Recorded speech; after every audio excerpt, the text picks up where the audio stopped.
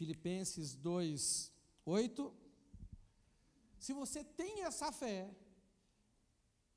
que você é escravo de Jesus, não é? Efésios 2:8, desculpa. Se você tem essa fé, que você é escravo de Jesus, você é salvo pela graça por meio dessa fé. Você está me entendendo? E isso não vem de vocês, é dom de Deus.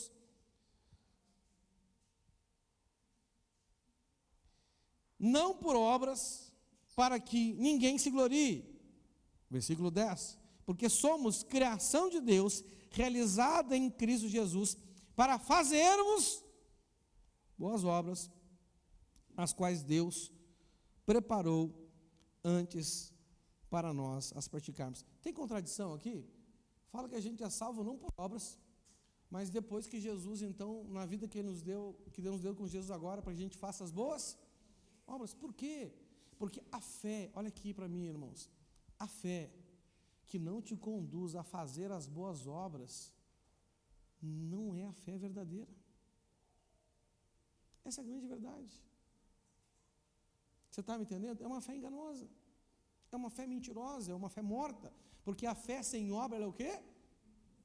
Coisa morta. E qual é a grande obra da igreja? Não é? Qual é a grande obra da igreja?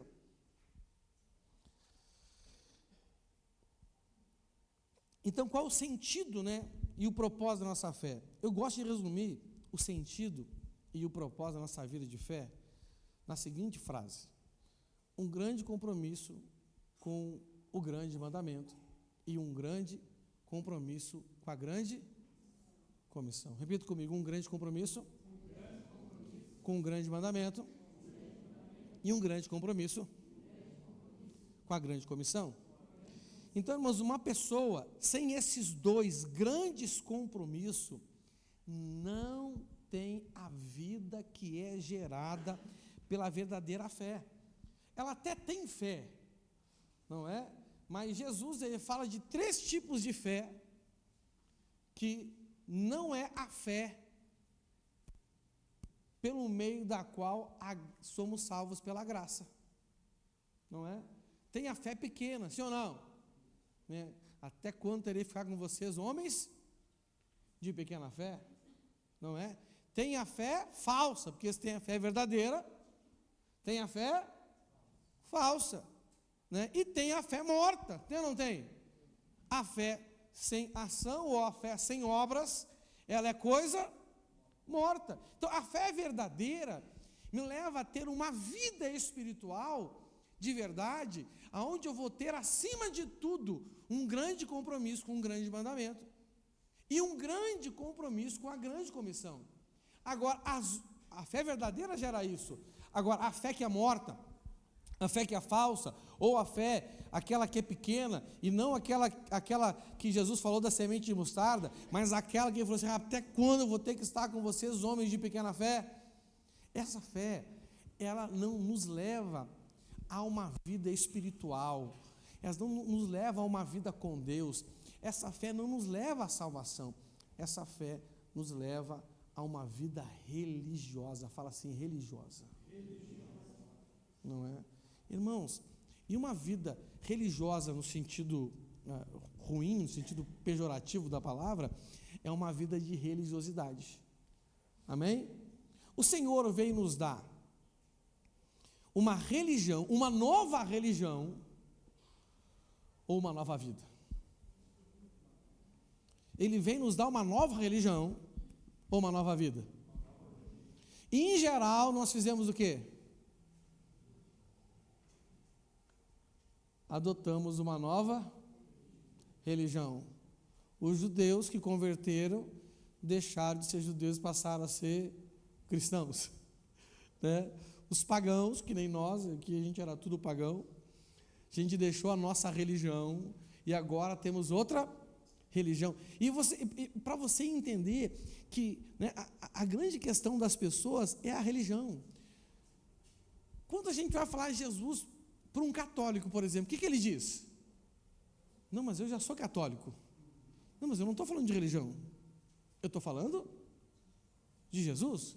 Eu não estou falando de ser católico, e também a gente tem que parar de falar de ser evangélico ou de ser crente, mas serem pessoas que de fato têm uma nova vida, vivem a novidade de vida. A grande questão não é fazer, do católico um evangélico, de um pecador o evangélico. A grande questão é fazer de um morto um vivo. Que quem está longe de Deus está morto, não é verdade? Não é? Agora, quem está com Jesus está vivo.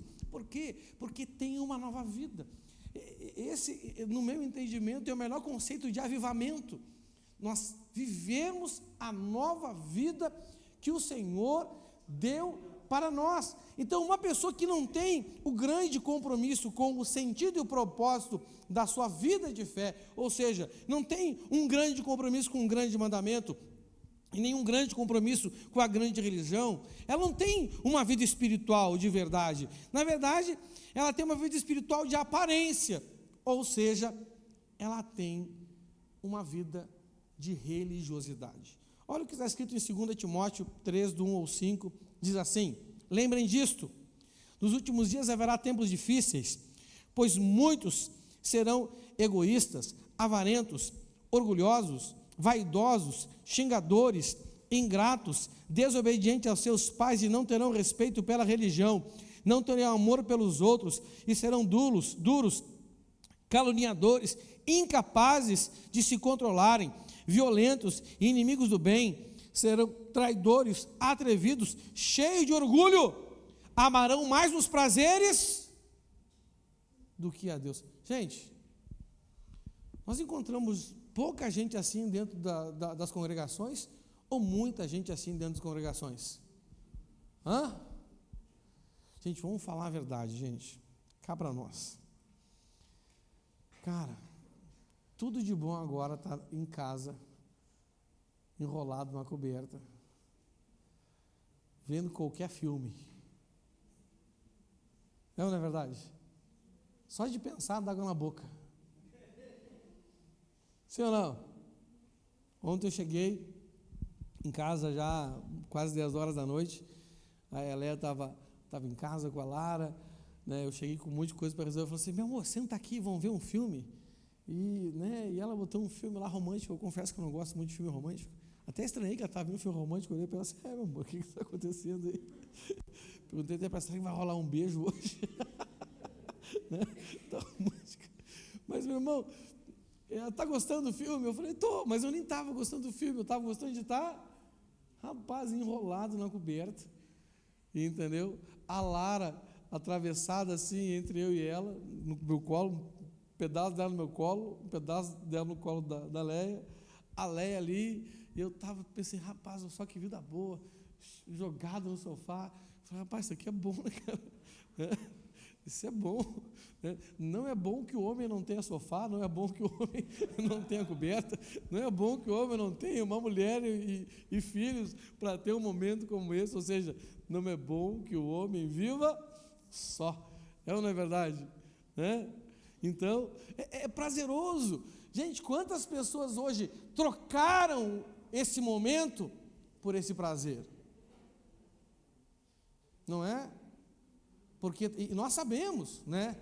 Meu irmão, pergunta para qualquer pastor daqui de Curitiba se ele fica feliz no domingo quando está frio e chuvoso. Como é que você fica lá, pastor Beto? Como é que você fica lá, pastor Marquinhos? Por que dá aquela preocupação?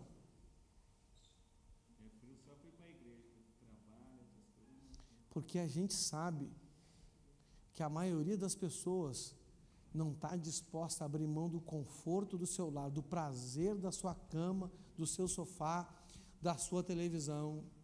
Sim ou não? Mesmo num dia que nem hoje, entendeu? Se a pessoa sentir um fisgão assim no braço, ela: não vou na igreja porque eu estou mal. Acho que eu vou ter que tomar um remédio, né? E ficar aqui, ó, né? É só um culto, não é verdade? Né? É só uma reunião da igreja, né? Para você ver como pessoa religiosa, não é? A pessoa religiosa, ao mesmo tempo que o que mais valoriza é a religião, ao mesmo tempo, parece que isso tem horas que não tem valor nenhum. Não é? Essa é a grande realidade, e é uma triste realidade. E nós encontramos pessoas assim. Por que encontramos pessoas assim na igreja? Porque como vimos no texto ali, né, o que motivou, no primeiro texto que lemos, o que motivou Jesus a pedir para os discípulos orarem para que o Senhor mandasse mais trabalhadores foi o quê?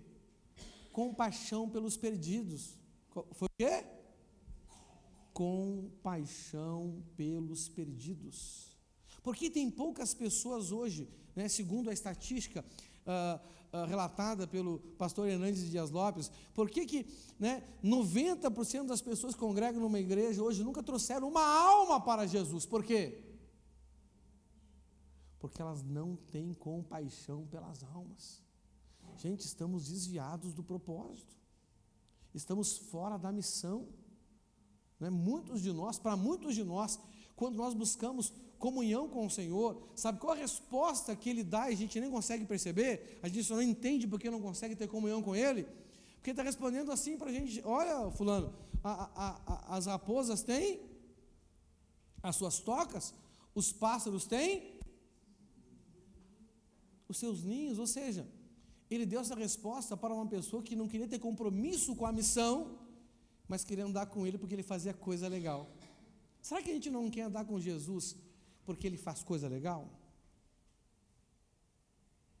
Ele cura, Ele transforma, Ele salva, Ele livra a gente de demônio, sim ou não?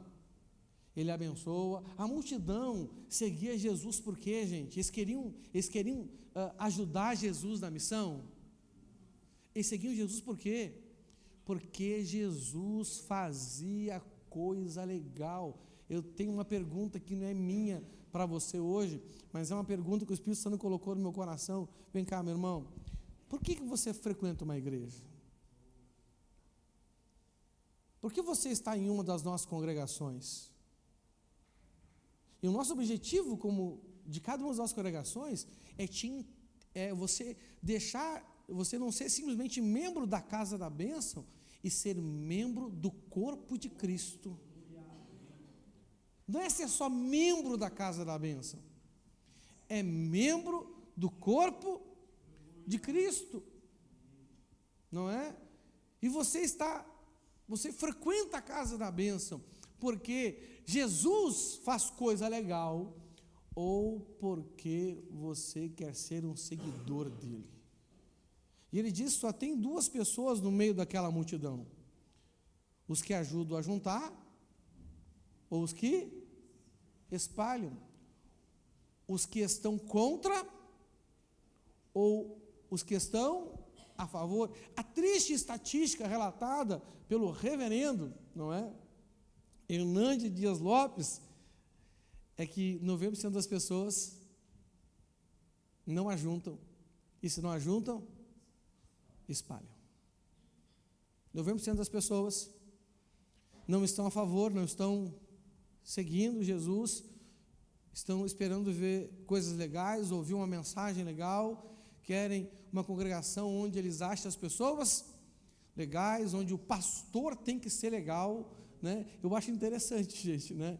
Que não sei se vocês sabem disso, mas sabia que uma das coisas que as pessoas que procuram uma igreja, elas olham é ver se o pastor é legal.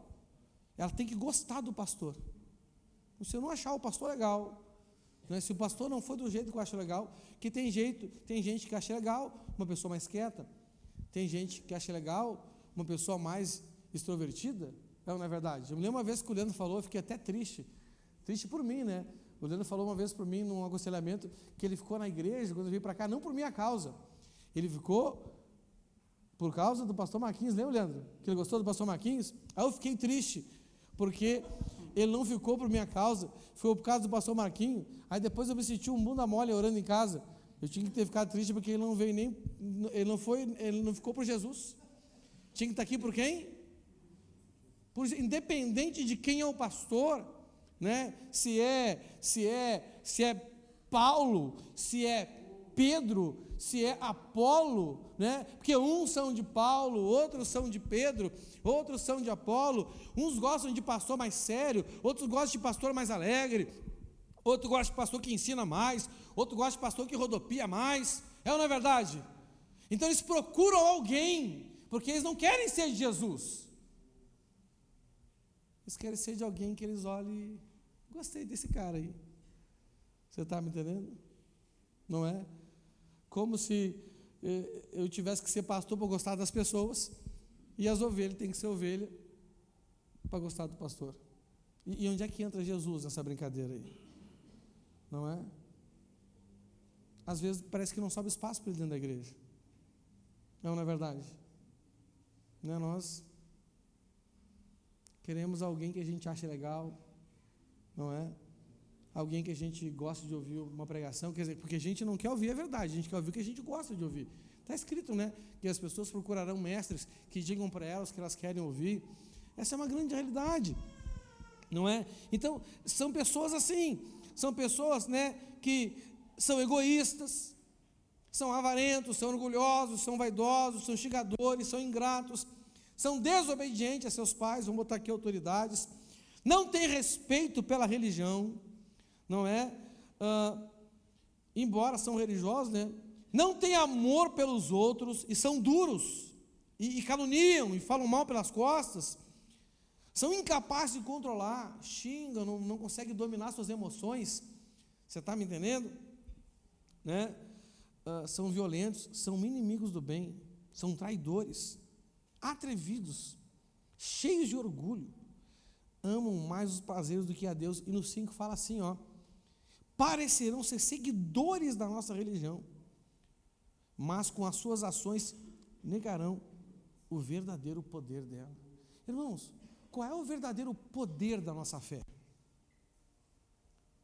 Qual é o verdadeiro poder da nossa fé?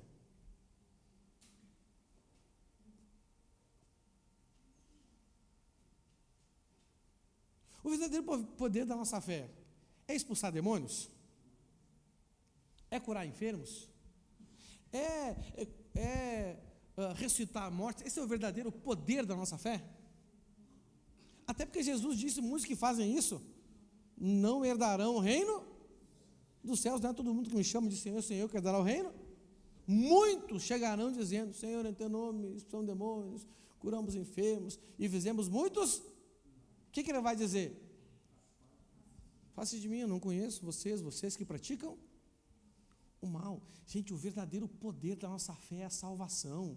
Porque se com a boca a gente confessar que Ele é o Senhor, e com o coração nós crermos que Ele ressuscitou dos mortos, nós seremos.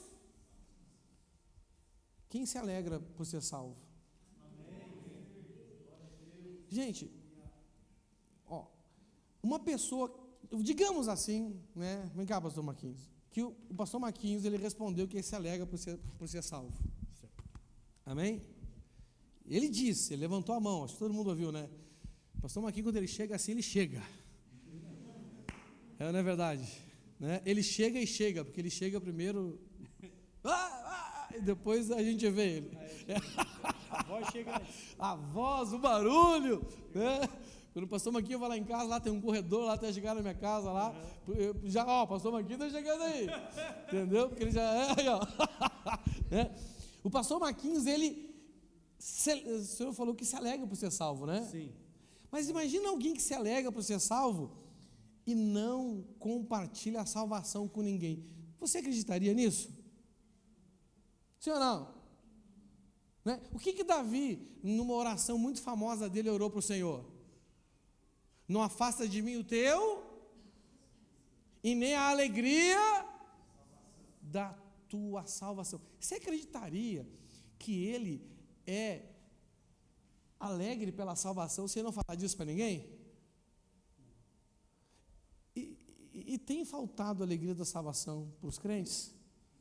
O que eles têm negado? O verdadeiro poder da nossa fé.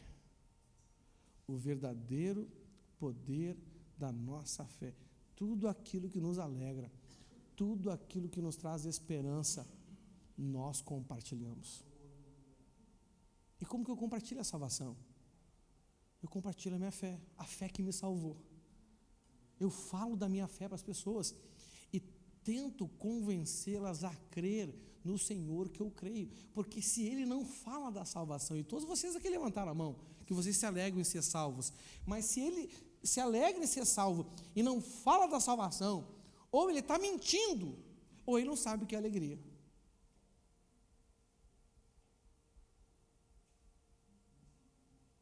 Você estava entendendo? Posso sentar, obrigado. Ô, Alessandro, que dia que vocês estavam limpando aqui a igreja, que eu vim aqui? Foi sábado? Sábado, sábado. Sábado foi o dia que eu fiz a minha primeira venda. E o que eu compartilhei contigo? Rapaz, hoje eu fiz a primeira venda. Com ela e com a Lília, porque eu estava feliz. Eu compartilhei com a Leia. Eu compartilhei com a Lara. Porque eu peço para a Lara, filha, ora para o papai poder vender consórcio para entrar mais dinheiro para a gente. E eu compartilhei com ela, ela ficou feliz. Papai, que legal, papai. E agora o que a gente vai fazer com esse dinheiro? Vamos guardar. Ele já tinha um destino certo até agora há pouco. Né? Jesus desviou o destino da minha primeira comissão. Entendeu? Não é? Eu estava feliz, meu irmão. Você está entendendo? Eu vim aqui, eu estava limpando, eu vim fazer alguma coisa e compartilhei com elas, porque eu estava feliz. Você está entendendo? Então, crente que não compartilha essa salvação, ele não celebra a sua salvação. A salvação ficou tão comum que não é mais importante. Então, essas pessoas, elas têm a aparência de ser seguidores da religião, ou que nem diz na tradução mais antiga, tem a aparência de piedade. A paz do Senhor, irmão.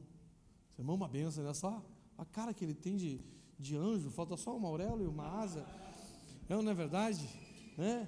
Coisa mais linda, assim, olho azul, entendeu? É o estereótipo de anjo Rafael, anjo Gabriel, nem tem Rafael na Bíblia, né? Anjo Gabriel, que é o mensageiro, né? Os caras inventam até nome de anjo que não tem, né? Anjo Gabriel, olha só, se a gente fosse imaginar um anjo, como é que você ia imaginar um anjo? Entendeu? Né? Vou imaginar um anjo preto. Hoje não tem cor, não. Aí você dá um anjo branco, a não ser porque, mas o irmão é quase transparente, por isso que a gente diz que ele é anjo. Aí não é assim que funciona, né? Meu Deus do céu. Sangue de Jesus tem poder, não é? Mas acabam negando o verdadeiro poder da nossa fé. Irmãos, uma igreja, um crente que não faz a colheita, ele está negando o verdadeiro poder da sua fé. Irmãos, qual é o verdadeiro poder de você ter hectares e hectares de terra? É plantar e colher, sim ou não? Se você tem a terra, não planta e não colhe, o que você está fazendo com aquele potencial? Você está desperdiçando, você está enterrando o seu talento. Amém ou não amém? A principal marca da religiosidade, você sabe qual é a principal marca da religiosidade? Qual é a principal marca da religiosidade? Ajuda aí. Qual é a imagem da religiosidade no tempo de Jesus?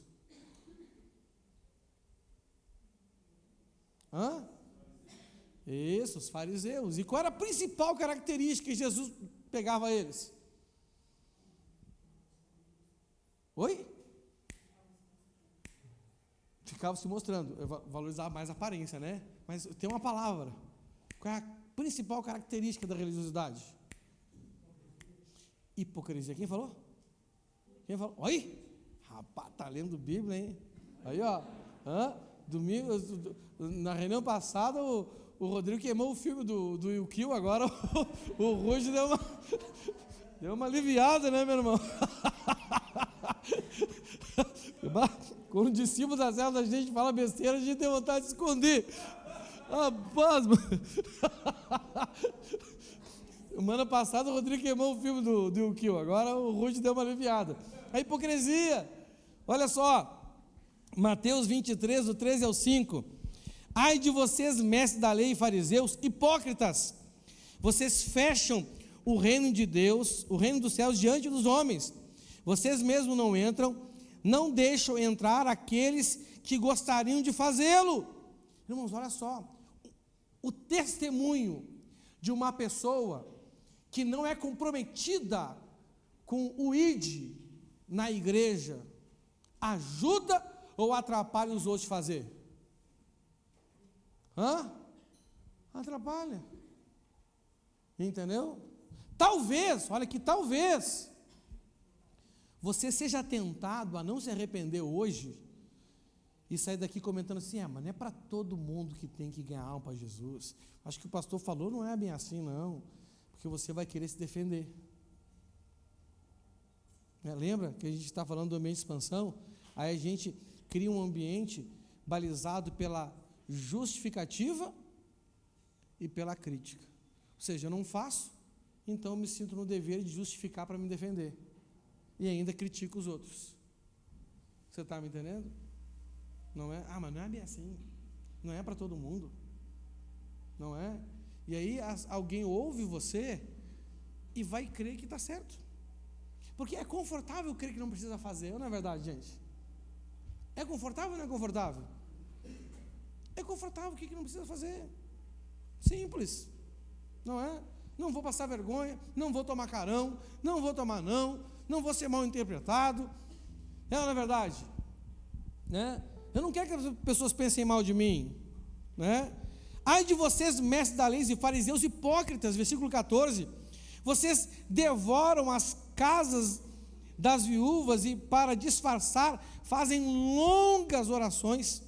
Por isso, serão castigados mais severamente. Ai de vocês, mestres da lei e fariseus hipócritas, porque percorrem terra e mar para fazer um convertido, e quando conseguem, vocês os tornam 2 vezes mais filhos do inferno do que vocês.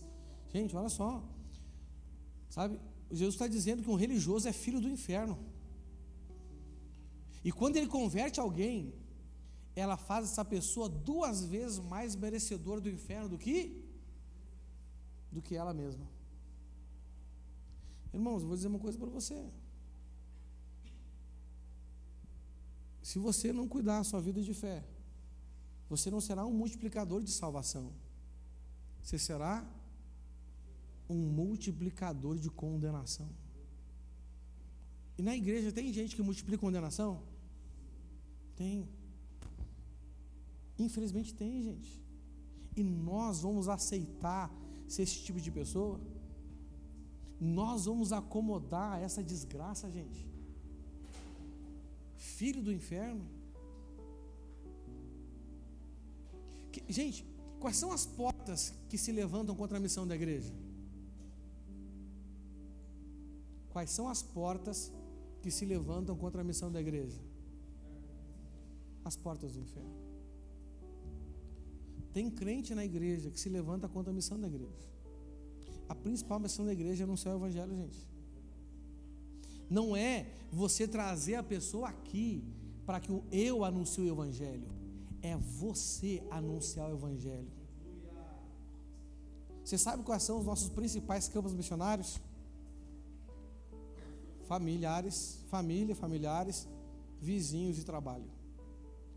Esses são os nossos principais campos missionários. A palavra de oração vem de avodar, vem de trabalho, vem de... Como é que é? Não é profissão, é vocação. Vocação. Onde a pessoa é vocação, quando você exerce a sua vocação, lá onde você exerce a sua vocação, lá é o seu principal campo missionário, meu irmão. Se você resiste a isso, desculpa que eu vou falar aqui, mas é sério, desculpa não tem desculpa falar a verdade, é que eu não quero te chatear e não te ofender, mas é uma realidade. Se você, onde você está trabalhando, você não evangeliza, você não dá um bom testemunho, meu irmão, você é filho do inferno, porque você não está multiplicando a salvação, você está multiplicando a condenação lá, porque você não fala de Jesus para ninguém, da sua fé para ninguém. E na igreja, como você não dá um bom testemunho, você está me entendendo? As pessoas não, a sua ação certa não constrange quem tem uma ação errada. Não constrange. Quem quiser se sentir constrangido porque o meu irmão ganhou a alma e você não ganha a alma, alguém se sentiu constrangido? Eu já. E o amor de Deus, ele constrange. Por isso que eu falei que nasceu uma palavra de ânimo, é uma palavra de arrependimento. Tem vários textos aqui, irmãos, Mateus 23, do 23 ao 32, a 33, não é? A religiosidade, ela nos impede de herdar o reino de Deus. Mateus 7, 17 ao 23, semelhantemente toda árvore boa dá frutos bons, mas a árvore ruim dá frutos ruins. A árvore boa não pode dar frutos ruins, nem a árvore ruim pode dar frutos bons. Toda árvore que produz bons frutos, toda árvore que não produz bons frutos, é cortada e lançada no fogo. Está falando de que isso aqui, gente? De árvore e de fogueira, ou de gente e de condenação? Está falando de gente e de condenação. Assim, pelos seus frutos, vocês os reconhecerão. E aqui está o contexto do texto. Nem todo aquele que me diz, Senhor, Senhor, entrará no reino dos céus, mas apenas aquele que faz a vontade do meu Pai, que está nos céus. Muitos me dirão naquele dia, Senhor, Senhor, não profetizamos em teu nome? Em teu nome não expulsamos demônios e não realizamos muitos milagres?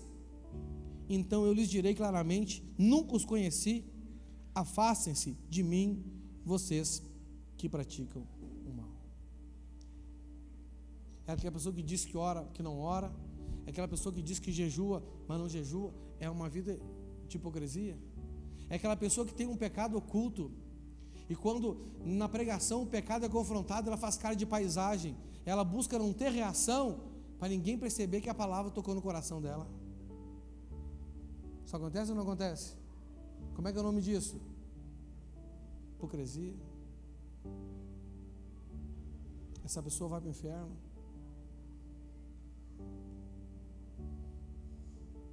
Ela não vai dar o reino dos céus. Ela não dá um bom testemunho. Assim como as portas do inferno, essa pessoa dificulta que a igreja cumpra a obra do Senhor, torna mais difícil a situação. Então, uma vida verdadeira, uma vida espiritual de verdade, é aquela vida, então, irmãos, que é contrário disso. É uma pessoa que tem um grande compromisso com o grande mandamento e o grande compromisso com a grande comissão. Qual é o grande mandamento? Amar a Deus acima de todas as coisas. Qual é a grande comissão? Ide a todos os povos do mundo e façam que sejam meus discípulos, batizando eles em nome do Pai, do Filho e do Espírito Santo. Eu vou dizer uma coisa que eu gosto quando alguém pede assim, pastor, eu posso batizar meu discípulo? A pessoa ganha para Jesus, porque eu não sei de onde que tira na Bíblia, né, Beto, que só pastor pode batizar, né? Cara, ele mandou todo mundo batizar, entendeu? Ele mandou todo. Eu gosto quando a pessoa, pastor, eu posso batizar? Eu ganhei. Eu ganhei. Eu falei Jesus para ele, eu cuidei na igreja, eu que lembro ele de ir para o culto, eu que trouxe ele para o encontro. Eu posso ajudar a batizar ele? Pô, meu irmão, pode batizar até sozinho. Você está me entendendo? E as pessoas não têm esse desejo, né? É um desejo que um crente genuíno tem. Cara, eu quero anotar as almas que eu batizei, eu quero ter alegria de batizar as pessoas, de participar desse momento profético que representa a morte para o mundo e o nascimento para Deus, porque isso é importante, não é verdade? Isso é de alta relevância, até porque o cumprimento da grande comissão é, na verdade, a expressão do segundo maior mandamento. Qual é o segundo maior mandamento? Ame ao próximo como você ama a você mesmo. E olha o que diz aqui Em Mateus 29, esse aí, né? Então, a grande conclusão aqui, irmãos, olha só, né? Em Mateus 22, 38, 35 e 38, no 38, no 37 e 38 fala assim, ó: respondeu Jesus: ame o Senhor seu Deus de todo o seu coração, de toda a sua alma, de todo o seu entendimento. Este é o primeiro mandamento. E no 39 fala assim, ó: e o segundo é semelhante a ele: ame o seu próximo como a si mesmo. Mas no 40, olha o que diz: destes dois mandamentos dependem toda a lei e os profetas. Ou seja, meu irmão, tudo que está escrito no Pentateuco e nos livros proféticos estão sintetizados nesses dois grandes mandamentos: amar a Deus acima de todas as coisas. E como que eu amo a Deus acima de todas as coisas? Amar a Deus, obedecer aos seus mandamentos, amém? Qual é a prática de amar a Deus? Pois amar a Deus, obedecer os seus mandamentos. Abre aí em 1 João 5,3. Qual é a prática de amar a Deus? Porque nisto consiste o amor de Deus, obedecer aos seus mandamentos, e os seus mandamentos não são pesados. Então a prática de amar a Deus é obedecer mandamento. Você está me entendendo? Porque Deus diz que Ele quer ser amado assim. Olha, eu gosto de ser amado pela minha esposa, ela coçando as minhas costas. Rapaz, quando ela coça, eu me sinto amado quando ela coça as minhas costas. Como é que você se sente amado por aquela pessoa que você quer que te ame? Cada pessoa tem um jeito de se sentir amado, não é verdade? Não é? Como é que Deus se sente amado? Essa é a expressão do grande amor de Deus. E eu creio que amar a Deus acima de todas as coisas é amar, obedecer o mandamento de Deus acima de todas as coisas. É Salmo 119. Rapaz, eu me alegro na palavra do Senhor. A palavra do Senhor é poderosa, a palavra do Senhor é excelente, é maravilhosa, né? Como eu me alegro na lei de Deus, como eu celebro a lei de Deus, eu me regozijo na lei do Senhor. Isso é amar a Deus. Essa é a expressão do primeiro grande mandamento. E qual é a expressão do segundo grande mandamento? É o evangelismo.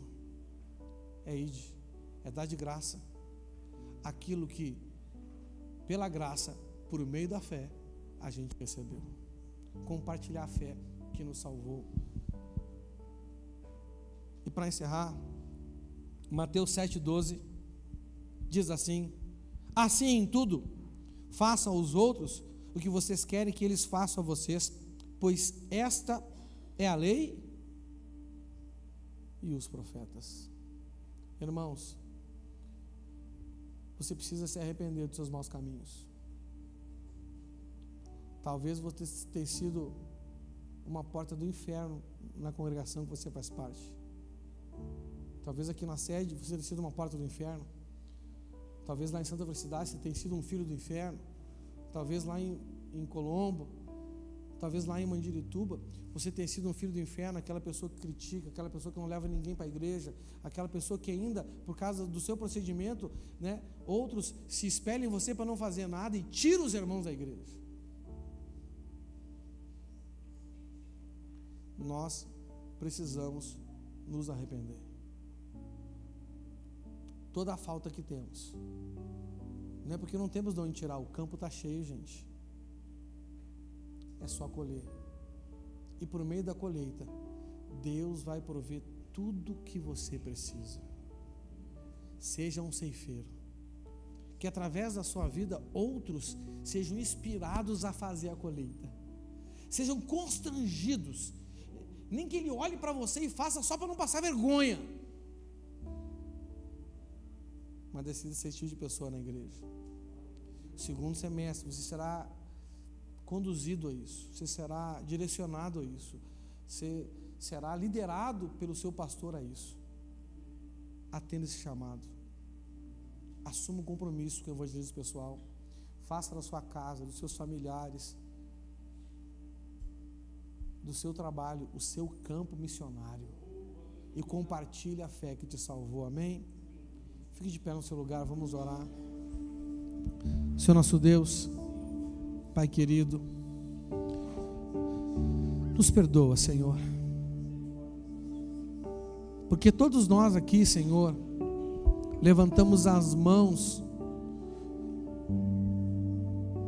quando nos foi perguntado se nos alegramos pela salvação, mas a maioria de nós, a maioria esmagadora aqui de nós, Senhor, não compartilha a fé que nos salvou. Não falamos do Senhor, não falamos da igreja, não falamos das promessas, não falamos do teu amor. Não temos compaixão das pessoas que estão se perdendo à nossa volta, Senhor. Nós vemos, sabemos e cremos que elas estão se perdendo, mas não nos compadecemos com isso, vendo que estão perdidas como ovelhas sem pastor. Senhor, nos perdoa, Pai. Tenha misericórdia de nós. Não queremos ser religiosos que merecem a condenação no inferno e que geram pessoas que merecem 2 vezes mais a mesma condenação que merecemos, Senhor. Ajuda-nos, Senhor, a ter a fé verdadeira, a encontrar e a viver o sentido e o propósito da nossa vida no Senhor. É o que nós te pedimos em nome de Jesus. Ore ao Senhor enquanto toca essa canção e toma a decisão na sua vida. Arrependa-se, meu irmão. Arrependa-se, minha irmã, em nome de Jesus.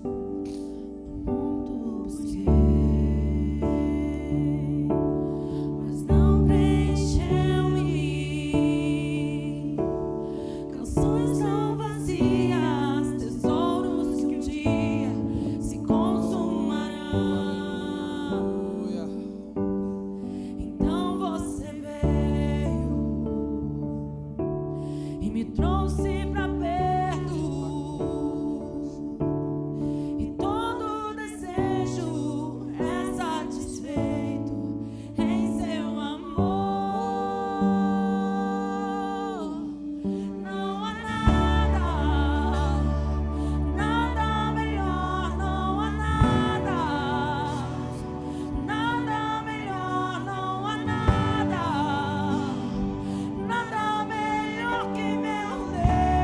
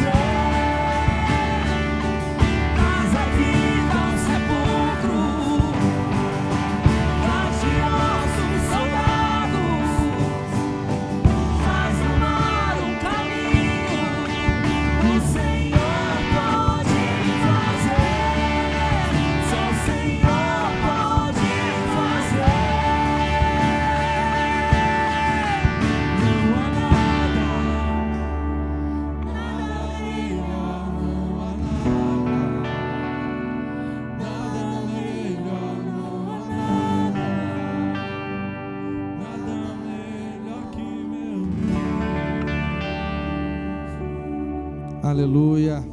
Dê uma salva de palmas ao Senhor. Ande de pé no seu lugar, vamos preparar para a ceia. Vamos ler as instruções. Hoje eu tenho um chamado para vocês nessa ceia. Amém? Eu não, né? O Senhor. Mas eu quero fazer um chamado para vocês nessa ceia de hoje. Diz assim: pois recebi do Senhor o que também entreguei a vocês, que o Senhor Jesus, na noite em que foi traído, tomou o pão e, tendo dado graças, partiu e disse: isto é meu corpo, que é dado em favor de vocês, façam isso em memória de mim. Da mesma forma, depois da ceia, ele tomou o cálice e disse: este cálice é a nova aliança no meu sangue, façam isso sempre que o beberem em memória de mim, porque sempre que comerem deste pão e beberem deste cálice, anunciou a morte do Senhor até que ele venha. Portanto, todo aquele que comer o pão ou beber do cálice do Senhor indignamente será culpado de pecar contra o corpo e o sangue do Senhor. Examine-se cada um a si mesmo, e então coma do pão e beba do cálice. Pois quem come e bebe sem discernir o corpo do Senhor, come e bebe para a sua própria condenação. Por isso, há entre vocês muitos fracos e doentes, e vários já dormiram. Mas, se nós tivéssemos o cuidado de examinar a nós mesmos, não receberíamos juízo. Quando, porém, somos julgados pelo Senhor, estamos sendo disciplinados para que não seja condenado com o mundo. Amém? Vamos orar para consagrar o pão e o cálice. Pai, nesta noite, nós apresentamos o pão ao Senhor e o consagramos como símbolo do teu corpo, e apresentamos o cálice com o suco da uva e o consagramos como símbolo do teu sangue, Senhor, porque hoje, Senhor, comendo e bebendo deles, nós queremos viver por Ti e tomar parte no reino do Senhor, porque a Tua palavra diz que aquele que não comer da Tua carne e não beber do Teu sangue não entrará no reino dos céus. Amém. Pode sentar no seu lugar e aproveite. Se você não examinou sua consciência ainda, faça isso enquanto você recebe o cálice e o pão. A minha alma estava longe do caminho do céu. Eu era pobre, perdido, pecador, mas Jesus transformou minhas trevas em luz quando estendeu a sua mão para mim. Quando Jesus estendeu a sua mão, quando estendeu a sua mão para mim, eu era pobre, perdido, sem Deus, sem Jesus. Quando estendeu a sua mão para mim. Se eu amo a mensagem da cruz, até morrer eu a vou proclamar. Levarei eu também minha cruz, até por uma coroa trocar. Sim, eu amo a mensagem da cruz, até morrer eu a vou proclamar. Levarei eu também minha cruz, até por uma coroa trocar. Levarei eu também minha cruz, até por uma coroa trocar.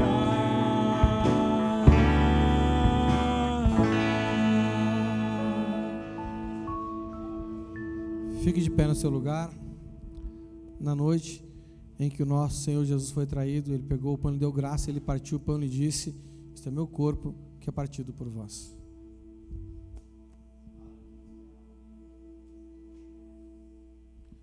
Meus irmãos, agora eu tenho uma chamada que não é minha, mas é do Senhor para cada um de nós, amém?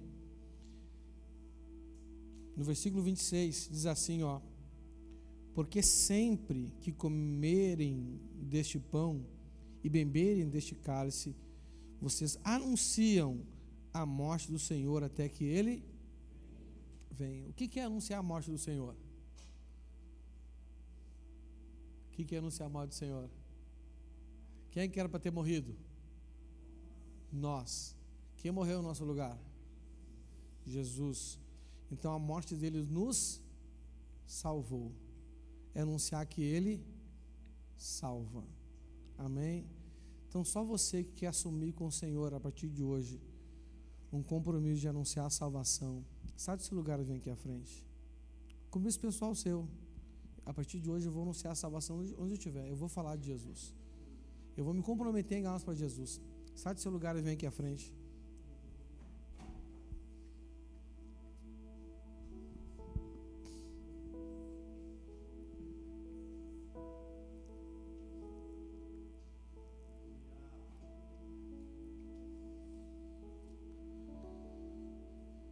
Irmãos, isso faz parte da nossa aliança.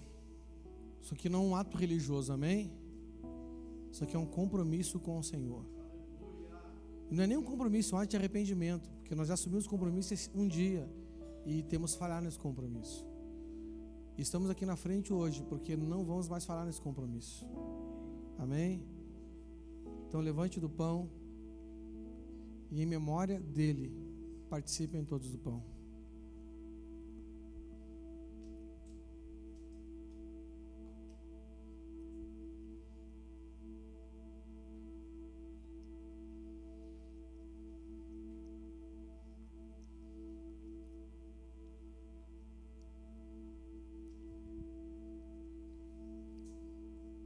Levante o cálice.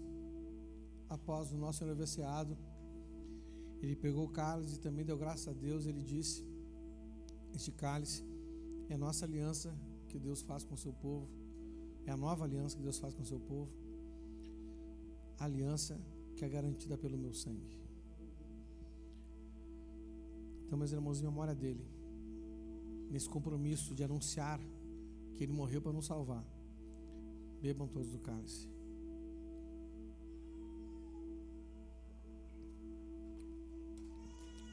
Se você tiver condição física para isso, onde você estiver aí, ajoelhe-se e faça uma oração a Deus, se comprometendo em anunciar o Evangelho, em ganhar almas para Ele, em anunciar a salvação, aonde você estiver.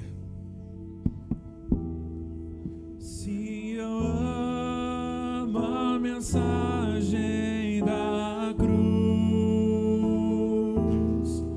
até morrer eu a vou proclamar.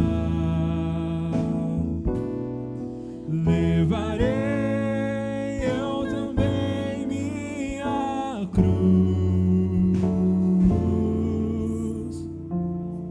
até por uma coroa trocar. Se eu amo a mensagem da cruz, até morrer eu a vou proclamar. Levarei eu também minha cruz, até por uma coroa trocar.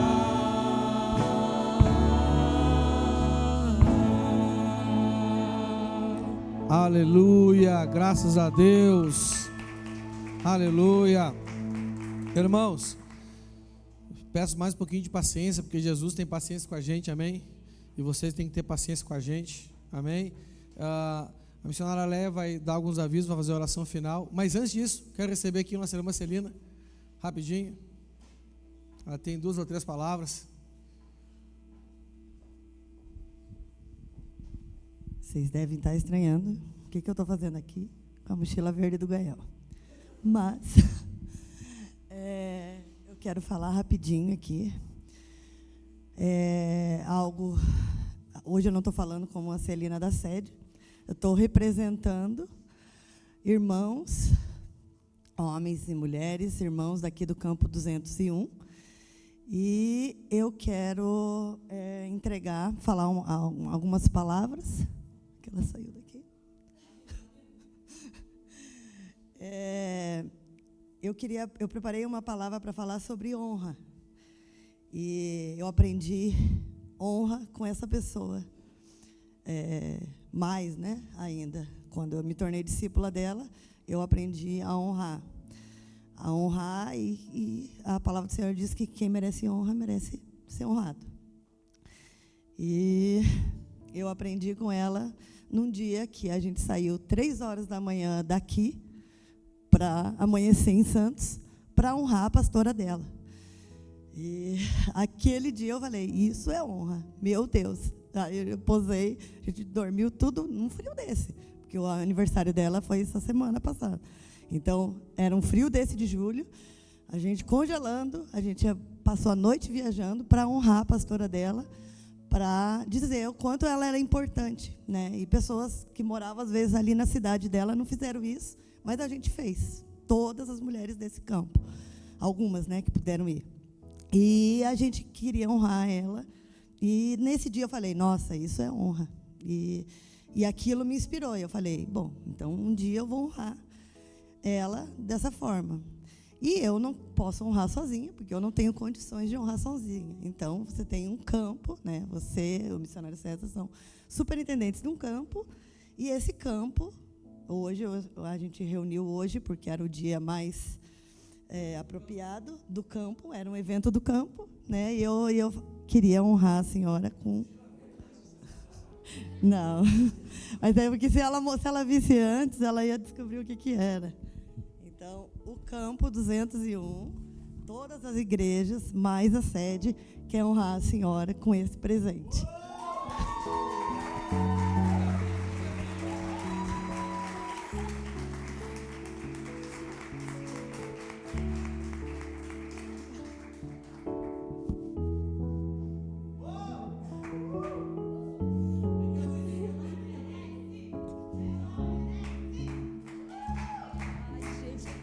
Alguns pastores não puderam estar aqui hoje, por motivos de saúde, mas todos eles... Derrubou tudo. Ai, gente, é muito lindo.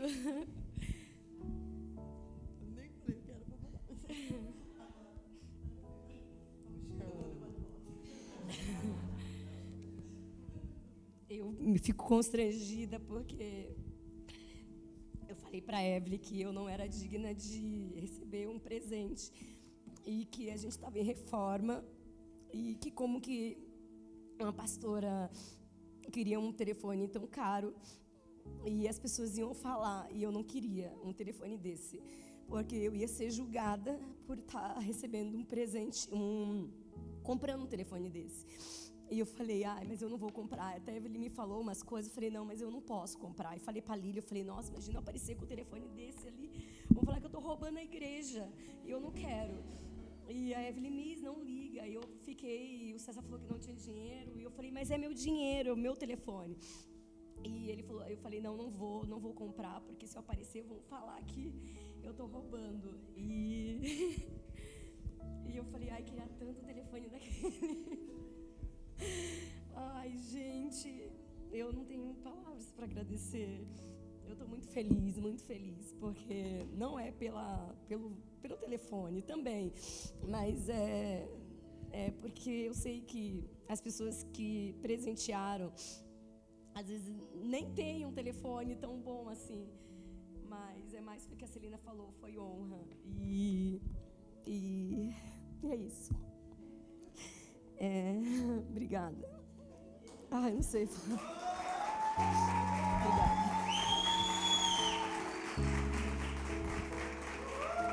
Era o que eu queria. É porque eu gosto de telefone que não apareça, esconde, para não ser roubada, e sei lá, é isso. E, fiquei apaixonada, tô apaixonada. Obrigada. Era o que eu queria. Às vezes é supérfluo. O primeiro presente foi, eu tinha acabado de chegar, e era rosinha, e foi o César também que me deu. Aqui não era a noiva dele, ele tinha acabado de me dar, fui roubada. E eu tenho muito cuidado. E eu falei que para iPhone eu não voltava. E esse telefone me chamou a atenção por ele ser pequeno, fino. E eu falei, sei lá, eu acho que ele tem a minha cara. E cabe no bolso. E amém. Obrigada a todos vocês. Eu confesso que eu estou bem constrangida, porque eu sei o valor que ele é. E é isso. Vamos orar para agradecer esse momento que a gente teve aqui. E eu posso deixar os avisos para as pastoras da Anaís Igreja? Senhor. Vamos orar. Pai, te dou graças por esse momento. Eu realmente não esperava por tamanha alegria de receber. É um regalo, é um presente que para muitos parece ser tão supérfluo. Mas o Senhor sabia do meu coração. Muitas vezes eu me envergonhei por receber algo, por comprar algo, por me dar algo, por medo de ser julgada pelos outros, pelas pessoas. Me perdoa por não ouvir tantas vezes a sua voz, me deixar levar por palavras e dedos apontados. Senhor, te dou graça por essa família que o Senhor tem me apresentado todos os dias, com uma maneira nova de me amar, de me cuidar, de me direcionar nos teus caminhos. É a certeza que eu posso falar que eu estou chegando no caminho que o Senhor tem designado para mim. Confesso que eu estou muito longe de tudo que o Senhor tem preparado para mim, mas eu estou aqui disposta e disponível a melhorar todos os dias pelo Senhor, por o Senhor, e fazer aquilo que o Senhor me colocou aqui para fazer, que é amar, cuidar e direcionar. Me perdoa às vezes que eu errei, que eu não falei o que deveria ter falado, não ter me calado na hora que deveria ter me calado, e ter feito coisas que não deveria ter feito, ou até ter ido. Muitas vezes eu me negligenciei a fazer as coisas, me auto-sabotei por pessoas e por coisas, por palavras. É o que eu venho fazendo todo esse tempo, mas hoje, essa semana inteira, o Senhor tem falado comigo sobre sabotar a si mesmo. E hoje, Senhor, eu libero, tiro essa palavra, cancelo essa palavra da minha vida, pois eu não vou me sabotar nunca mais por palavras, por ninguém, porque eu sei que o Senhor é comigo, eu sei que o Senhor está comigo. Não deixa que nada, Senhor, que nada nem ninguém tire da minha visão o propósito único que é da sua salvação e dos seus caminhos. É o que eu te peço em nome de Jesus. Leve cada um em paz que está aqui, em segurança, guardando e protegendo cada um, Senhor, cada um. Obrigado pela vida deles, por cada igreja, por cada um que contribuiu de uma maneira amorosa para me presentear. Eu estou tão feliz, Senhor. Abençoe eles, Senhor. Abençoe da sua maneira, da sua forma, com seu amor, com seu carinho. É o que eu te peço em nome de Jesus. Amém. Amém, igreja.